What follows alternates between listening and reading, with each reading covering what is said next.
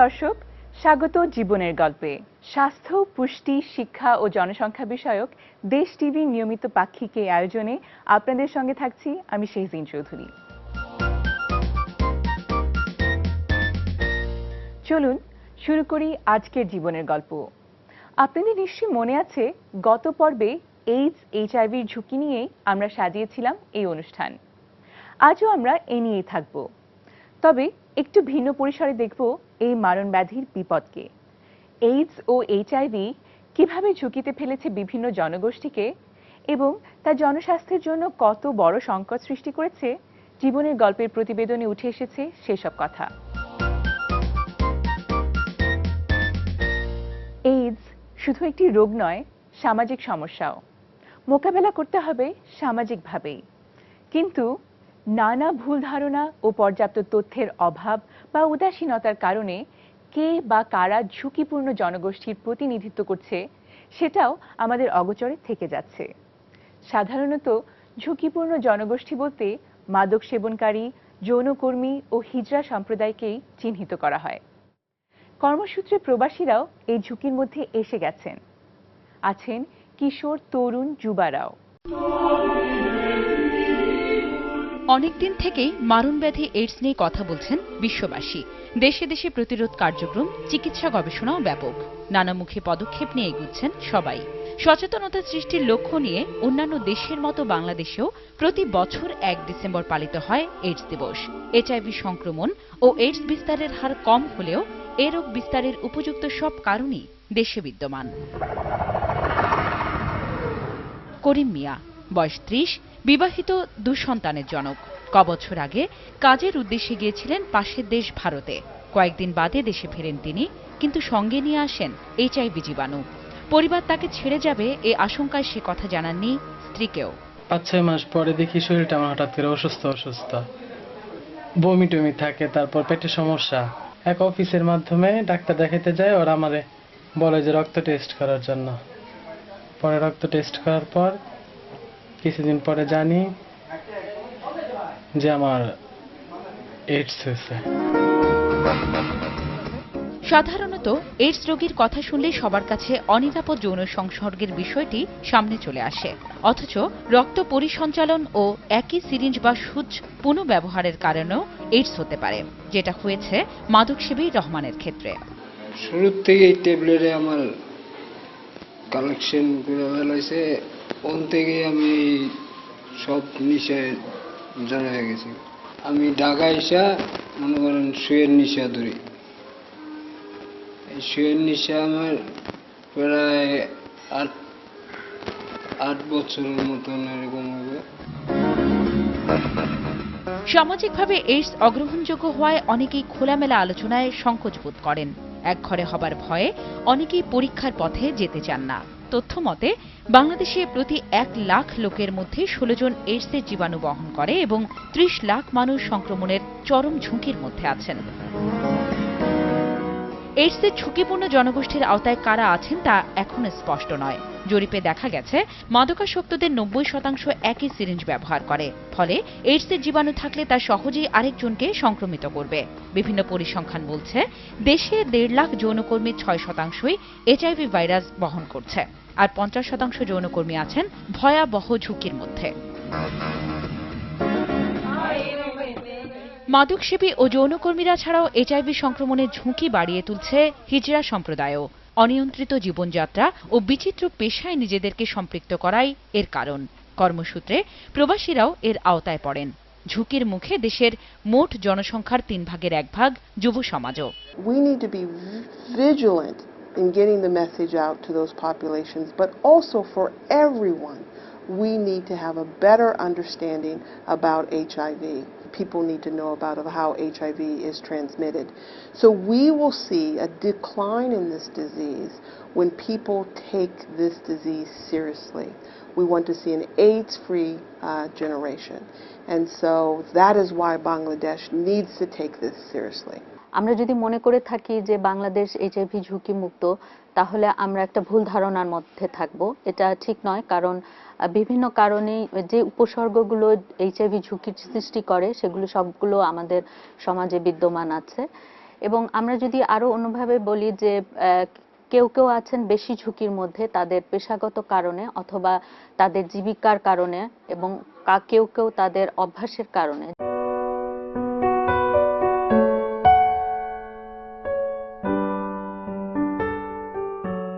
বাংলাদেশে HIV AIDS সম্পর্কে ওয়াকিবহাল জনসংখ্যার মাত্র 10% মানুষ, কিন্তু এ মারণ ব্যাধি সম্পর্কে ভ্রান্ত ধারণা ব্যাপক এবং বিপদটাই সেখানে। তাই মানুষকে সঠিক তথ্য জানানো ও সচেতনতাই হতে পারে এইডস প্রতিরোধের বড় উপায়।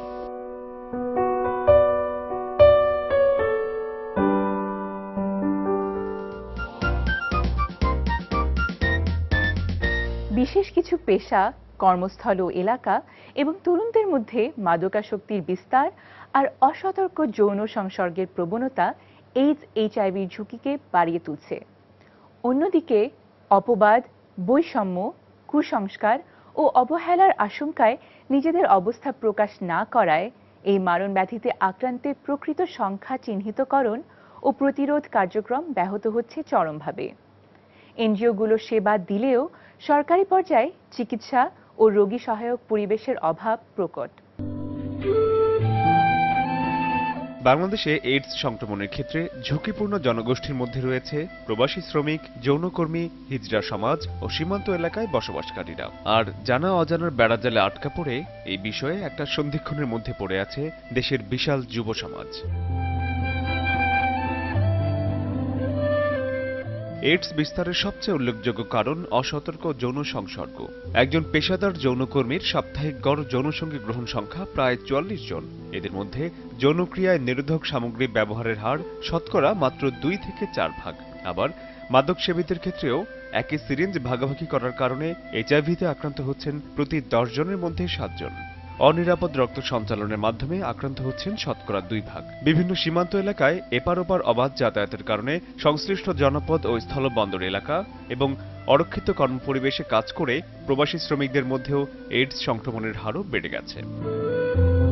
তবে আক্রান্তদের অনেকেই বেসরকারি সংস্থাগুলো থেকে নিয়মিত চিকিৎসা সেবা নিয়ে সুস্থ জীবন কাটাচ্ছেন, কিন্তু সামাজিক দৃষ্টিভঙ্গি না বদলানোয় নানা ক্ষেত্রেই তারা বঞ্চনার শিকার হচ্ছেন। তো যখন জানতো যে আমি পজিটিভ, তখন প্রথম বাবা আমার দিয়ে মানে একটু ওরা বৈষম্য আচরণ করছিল। হ্যাঁ, আসলে আপনি এত খারাপ লোক, এত খারাপ কাজ করছেন যার কারণে আপনার এই অসুখ। নার্স একজন বলতো যে এটা রোগী, তারপরে আসতে মুখোশ পরে আসতো, গ্লাভস তো সবাই থাকে, কিন্তু গ্লাভস থাকতো, আবার একটা চিমনি দিয়া খাবার দিত। হ্যাঁ, আর দূর থেকে ওষুধে এভাবে ফিটকে দিয়ে দিত। আশার আলো, মুক্ত আকাশ, ক্যাপ নামের 3টি বেসরকারি সংস্থা এইডস রোগীদের বিনামূল্যে চিকিৎসা সহায়তা দিয়ে যাচ্ছে। পাশাপাশি সরকার এই সংস্থাগুলোর মাধ্যমে বিনামূল্যে ওষুধ সরবরাহ করছে।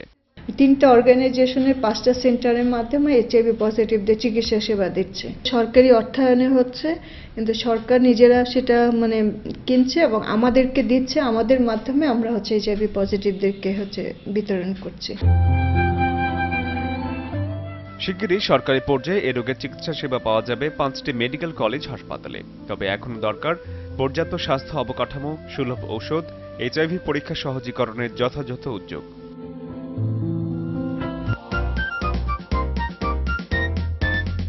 জীবনের গল্পে এখন ছোট্ট একটি বিরতি। যখন ফিরব তখন দেখব আরো কিছু গল্প কথা। সে অপেক্ষায় থাকুন দেশ টিভির সঙ্গে।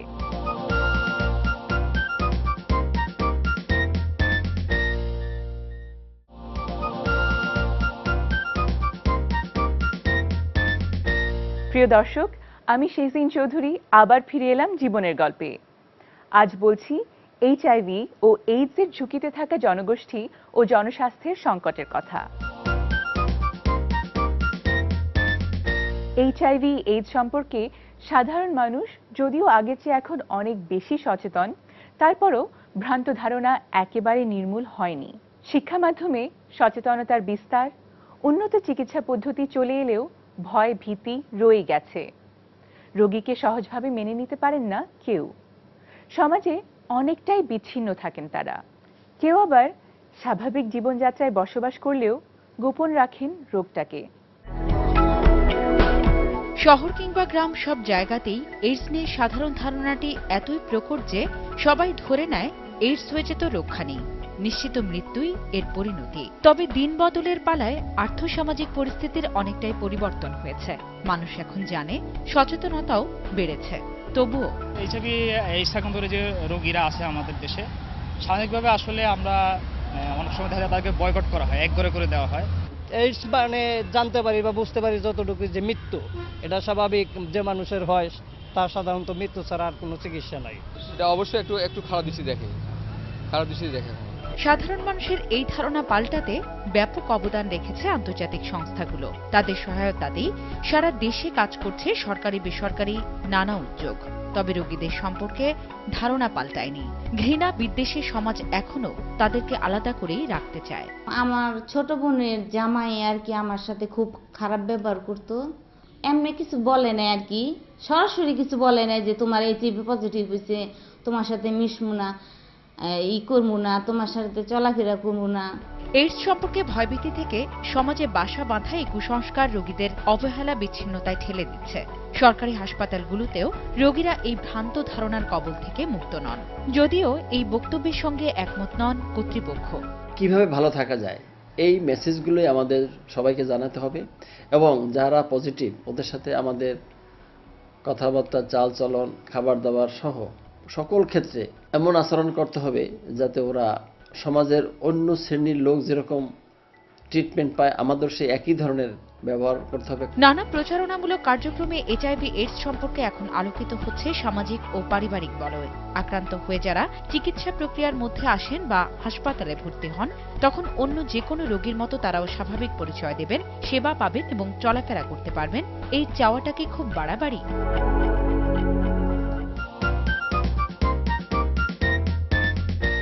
বাংলাদেশ এখনও এইচআইভি এইডস সংক্রমণের জন্য কম ঝুঁকিপূর্ণ। বিভিন্ন এলাকায় জনগোষ্ঠীর মধ্যে বহুবিধ সচেতনতামূলক কার্যক্রম পরিচালনা করেন প্রচারকর্মীরা। এ বিষয়ে চিকিৎসা সুবিধা ও যথাযথ তথ্য জানার কথা ঘরে ঘরে পৌঁছে দেন তারা। তবে সামাজিক অনগ্রসরতা বাদসাধে প্রচারকর্মীদের এই অক্লান্ত চেষ্টায়। তবুও এগিয়ে গেছেন তারা বহুদূর। আমি যাওয়ার পর হয়তো দেখা যাচ্ছে যে অনেক ভদ্রলোক আমাকে মার্ক করে যে এ ছেলেটায় কথা বলতেছে কেন, বা এ অনেক সময় বা এ কোনো নেশাদ্রব্য কিনতে এসছে কিনা, হ্যাঁ এরকম। তারপর অনেকে দেখা যাচ্ছে যে অনেকে ওভারডোজে থাকে, হ্যাঁ তখনও দেখা যাচ্ছে যে যার কাছে আমি গেছি তার সাথে আমার একটু কথা বলতে সমস্যা হয়েছে, হ্যাঁ বা সে একটু বুঝতেই পারে না আমার কথা, এরকমও হয়েছে। বা এমনও হয়েছে যে পুলিশ আমাকে জিজ্ঞেস করছে, হ্যাঁ যে ভাই আপনি এখানে কেন বা আপনি কোথাকার। মানুষকে সচেতন করতে গিয়ে এরকম নানা সমস্যায় পড়েন প্রচারকর্মীরা। তারপরও থেমে নেই তাদের কার্যক্রম। তাদের নানামুখী প্রচার কৌশলেই এইডস আক্রান্তরা এবং এর ঝুঁকিতে জনগোষ্ঠীর মানুষজন এখন অনেক বেশি জানেন এই মারণ ব্যাধির বিপদ সম্পর্কে। মাঠ পর্যায়ে এই কার্যক্রমের পাশাপাশি চিকিৎসা ও প্রতিরোধমূলক নানা দায়িত্ব পালন করেন তারা। ঝুঁকিপূর্ণ জনগোষ্ঠীতে রয়েছে কাউন্সেলিং কার্যক্রমও। আমাদের এখানে যৌন রোগের জন্য ফুল ট্রিটমেন্ট আছে, এবং যত টাকার ওষুধ লাগুক না কেন আমরা এই ওষুধটা বিয়ার করি। এইডস নিয়ে সচেতনতা বাড়াতে মাঠ পর্যায়ে কাজের কোনো বিকল্প নেই বলে মত দেন বিশেষজ্ঞরা। অন্ধকারে বা আলো দিলে সে জায়গাটা আলোকিত হয়ে যায়, তেমনি আমার মনে যে ভয়ের অন্ধকারটা আছে আমাকে সেই তথ্যের আলো দিয়ে আলোকিত করতে হবে। আমি যদি জানি যে আমি কিভাবে এইচআইভি পেতে পারি তাহলে আমি ভয় পাবো না। এইডস রোগীদের চিকিৎসা ক্ষেত্র বাড়ানোর পাশাপাশি বেসরকারি সংস্থাগুলোর প্রতিরোধ কার্যক্রম উল্লেখযোগ্য। এসব সংগঠনের সঙ্গে সমন্বিতভাবে কাজ করলেও সরকার শুধু এইডসের ওষুধ ARVE সরবরাহ করছে। অন্যান্য চিকিৎসা সেবা এখনো সরকারি পর্যায়ে চালু হয়নি। তবে নতুন বছরে 5টি সরকারি হাসপাতালে এইডস রোগীদের স্বাস্থ্যসেবা চালু করার বিষয়টি এর মধ্যেই চূড়ান্ত হয়েছে। এখন হসপিটালগুলো তো তৈরি হয় নাই, হসপিটালগুলো তৈরি করতে হবে। এবং আমরা যে আগামী যে পরিকল্পনা করা হচ্ছে যে আমরা সরকার এবং এনজিও মিলে যে আমরা জয়েন্টলি কাজ করব, যাতে এইচআইভি পজিটিভরা যে সহায়ক পরিবেশ তৈরি করার ক্ষেত্রে আমরা আসলে একসাথে কাজ করব। প্রচারকর্মীরা এইডস আক্রান্ত মানুষকে নতুন স্বপ্ন দেখাচ্ছেন। সব প্রতিবন্ধকতাকে দূরে ঠেলে দিয়েই এগিয়ে যাচ্ছেন তারা।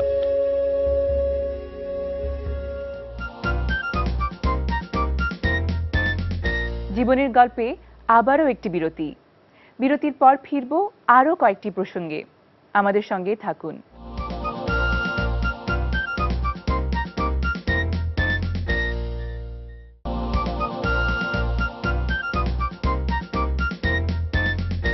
আবারও ফিরে এলাম জীবনের গল্পে।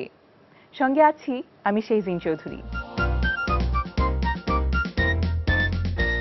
বন্ধুত্বেও সজাগ সতর্ক থাকতে হয়।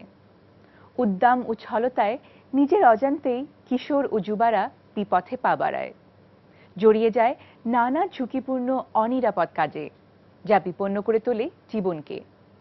এইচআইভি ভাইরাস ও এইডসের সংস্পর্শে এভাবেই চলে আসে তারা।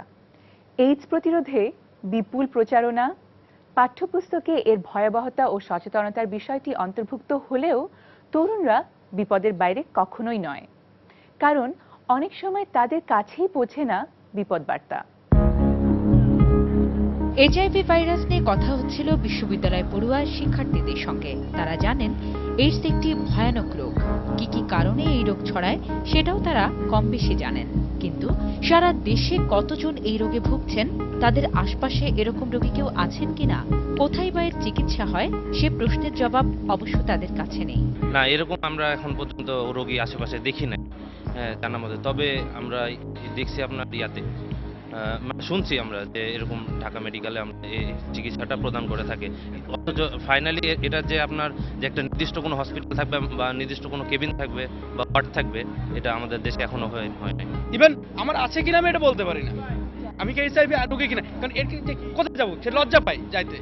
এই কারণে প্রত্যেকের প্রপার একটা মেডিকেল ক্যাম্প করা উচিত, যেখানে যেহেতু আমাদের সামাজিকভাবে এটা একটা সবাই নেগলেক্ট করে, সেজন্য এখানে ভালো একটা ক্যাম্প করে যেখানে কেউ জানবে না বুঝবে না, এখানে যেজন আমি আমি আমার মতো যে আমি ট্রিটমেন্ট নিয়ে আসতে পারি।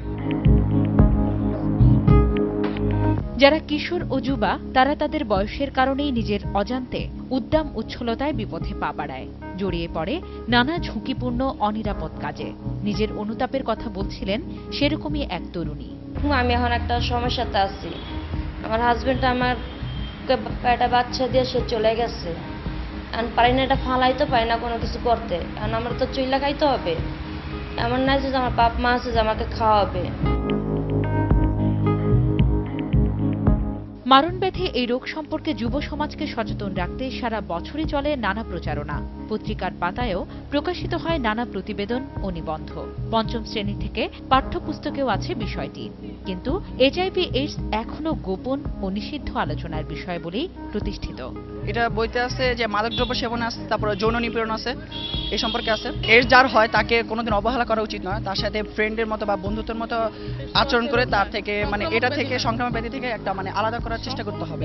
আসলে বাংলাদেশে পরিপ্রেক্ষিতে এটা আমাদের কাছে আমরা বলতে একটু সংকোচ বোধ করি আসলে, ঠিক আছে সবাই, যার কারণে অনেক ক্ষেত্রে দেখা যায় এটা লুকায় রাখে। এইচআইভি প্রতিকার থেকে প্রতিরোধটা খুব বেশি জরুরি, কারণ এইচআইভি এইডস রোগী আর এইচআইভির মধ্যে কিন্তু একটা ডিফারেন্স আছে। এইচআইভি বহনকারী কিন্তু এইডস রোগী হবে না যতদিন না পর্যন্ত সেটা অ্যাক্টিভিটি তার শরীরের মধ্যে ছড়ায়া পড়বে। আর একটা ব্যাপার হচ্ছে এই গণসচেতনতা ছাড়া এই ব্যাপারটা প্রতিরোধ করা কোনোভাবেই সম্ভব না। বিশেষজ্ঞরা মনে করেন এজন্য পরিবারের পাশাপাশি শিক্ষা প্রতিষ্ঠান ও গণমাধ্যমকে আরও বেশি কার্যকর পদক্ষেপ নেওয়া প্রয়োজন।